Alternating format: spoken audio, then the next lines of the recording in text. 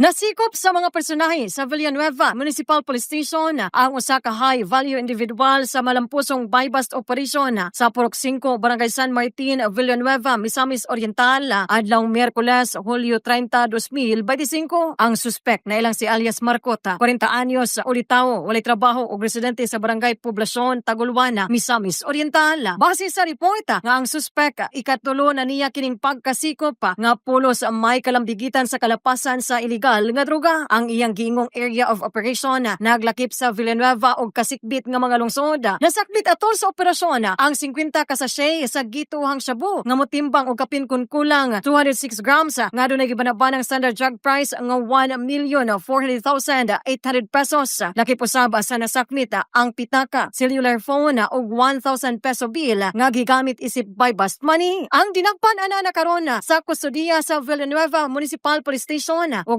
magatubang sa kasong kalapasan sa Sections 5 ug 11 sa Article 2 sa Republic Act 9165 o Comprehensive Dangerous Drugs Act of 2002. Mga katrupa, ning panahon sa tag-ulan, importante nga protektado ang imong kaugalingon batok sa mga sakit. Tumar og Santhon Vitamin C nga puno sa antioxidants ug mopalig-on pa sa imong immune system. Alang sa nagkahiusang Pilipino para sa Pilipinas, ako sa Nilo Tabios, XFM News.